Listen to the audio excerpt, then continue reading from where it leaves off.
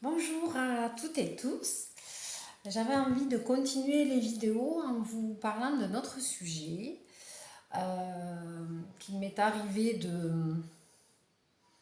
disons que ça m'est arrivé dans celle de mes proches, des amis, des connaissances.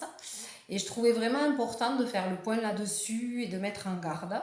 Donc, je le fais. Voilà. Donc, je vais vous lire ce sur quoi j'ai travaillé aujourd'hui. Donc les risques de pratiquer un soin énergétique sans consentement. Chose que je ne fais jamais évidemment. Euh, donc on travaille dans l'énergétique, on travaille avec des flux d'énergie, on peut tout à fait faire des soins à distance, ça fonctionne aussi bien que les soins présentiels et même des fois encore mieux, pour plein de raisons que je pourrais évoquer avec vous. Donc le respect de l'éthique est essentiel comme dans tout soin énergétique, comme dans tout travail, quel qu'il soit. L'éthique est importante et on se doit vraiment d'y veiller. En fait, il se peut qu'une personne qui fait un soin énergétique à quelqu'un qui ne l'a pas demandé le fasse vraiment avec tout son cœur et en y mettant de la bienveillance. Mais en fait, ce n'est absolument pas à faire. C'est très dommageable et dangereux, autant pour la personne qui reçoit que pour le praticien qui fait le soin. Déjà, il y a une violation du libre arbitre. La personne n'a pas le choix de dire oui, je veux un soin ou non, j'en veux pas. Donc ça, alors là, c'est clairement la personne qui fait ça a tout faux. Donc dans toute démarche spirituelle, la personne doit garder son libre arbitre et doit être consentante pour un soin énergétique. C'est très important.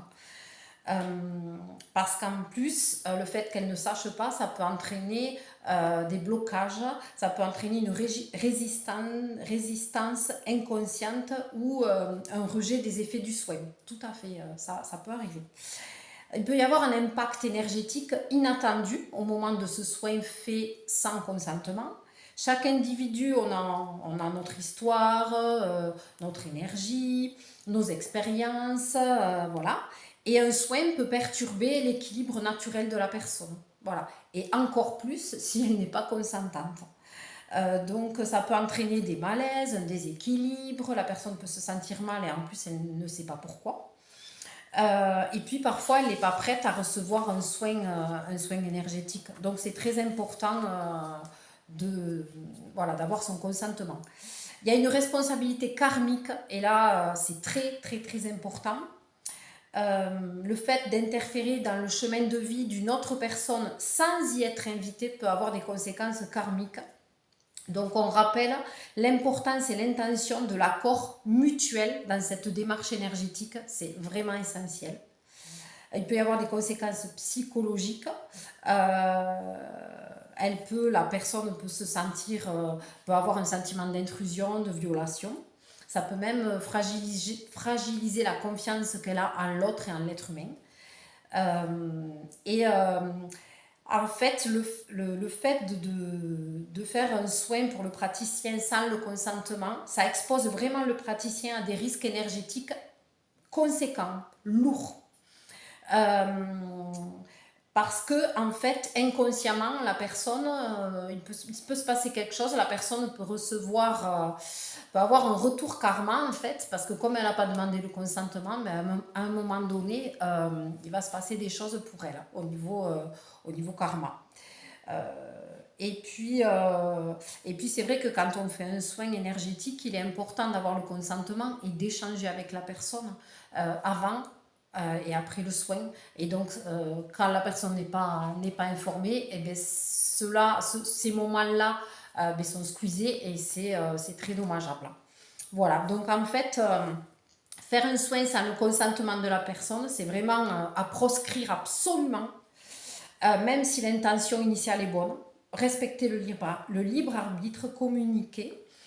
Et je voulais vous partager un petit mantra.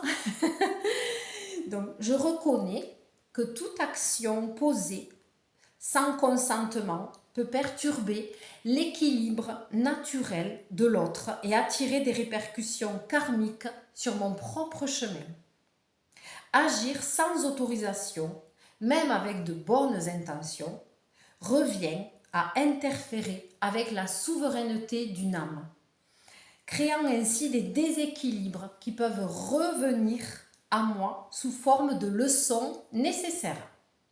Je choisis d'honorer la loi du karma et de respecter le libre arbitre de chacun, sachant que l'amour véritable se manifeste dans la patience, le respect et le non-attachement.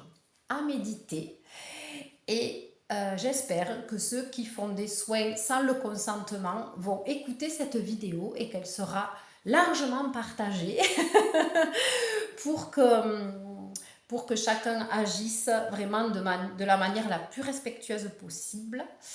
Voilà. Merci pour votre écoute et n'hésitez pas à partager, à liker, à me faire votre retour si vous en avez. Merci beaucoup. À très bientôt. Merci.